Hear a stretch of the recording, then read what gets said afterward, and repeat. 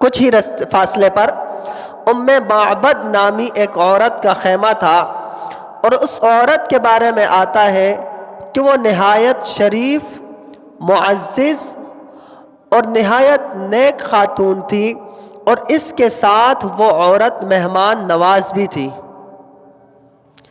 اس کے ساتھ وہ عورت مہمان نواز بھی تھی۔ چنانچہ حضرت ابو بکر صدیق رضی اللہ تعالیٰ عنہ کے غلام گئے اور اس عورت سے پوچھا کہ آپ کے پاس کچھ کھانے کے لیے گوشت ہو یا کچھ کھجوریں ہوں یا کوئی اور ایسی چیز ہو جو ہم کھانے کے لیے استعمال کریں۔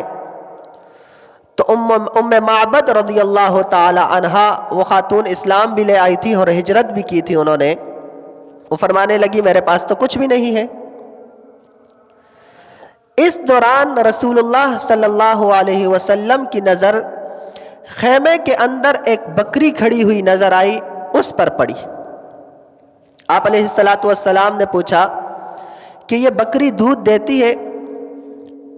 تو ام معبد انہوں نے جواباً ارشاد فرمایا کہ یہ بکری تو اتنی دبلی پتلی ہے کہ اس کے ساتھ کی جو بکریاں تھیں وہ ساری صبح چرانے کے لیے لے گئے، اس بکری کی حالت یہ تھی کہ یہ چل بھی نہیں سکتی تھی، تو یہ دودھ کیسے دے گی؟ اس بکری کی حالت یہ ہے کہ باقی بکریوں کے ساتھ یہ بکری چلنے کے بھی قابل نہیں تھی کہ اسے لے جایا جاتا، اور چراگاہ پر یہ بکری جا کر چرتی اور کچھ کھاتی، یہ اس قابل بھی نہیں کہ وہاں تک جا سکے، یہ بکری کیسے دودھ دے گی؟ رسول اللہ صلی اللہ علیہ وسلم نے فرمایا کہ اس بکری کو لائیں۔ اس بکری کو لایا۔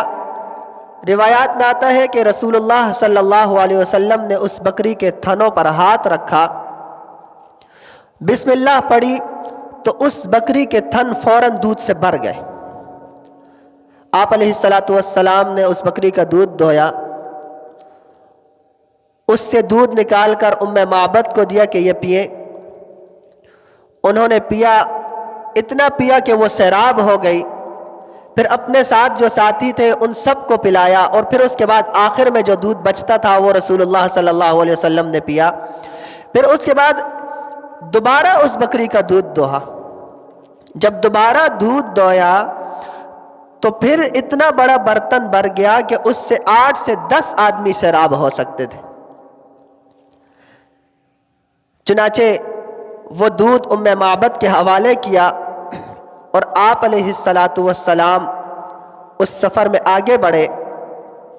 شام ہوئی تو ام معبد کا شوہر جب گھر آیا اور اس نے ایک برتن دیکھا کہ اتنا بڑا برتن ہے اور وہ دودھ سے بھرا ہوا ہے، تو تعجب سے پوچھنے لگے کہ یہ دودھ کہاں سے آیا ہے؟ تو ام معبد نے بتایا کہ یہاں سے ایک ایسے نیک شخص کا گزر ہوا کہ اس نے بکری کے تھنوں پر ہاتھ لگایا تو بکری کے تھن وہ دودھ سے بھر گئے۔ تو وہ شخص فوراً کہنے لگا، ابو معبد نام تھا اس کا، وہ کہنے لگا کہ یقیناً یہ وہی شخص ہے جو مکہ میں جس نے نبوت کا دعویٰ کیا تھا۔ اور ام معبد نے رسول اللہ صلی اللہ علیہ وسلم کا حلیہ مبارک، آپ علیہ السلام کا جلال اور آپ علیہ السلام کی ہیبت کا تذکرہ کیا، تو ابو معبد نے پہچان لیا۔ روایات میں آتا ہے پھر بعد میں ابو معبد اور ام معبد ان دونوں نے مدینہ طیبہ ہجرت کی اور رسول اللہ صلی اللہ علیہ وسلم کے ہاتھ پر اسلام قبول کر لیا۔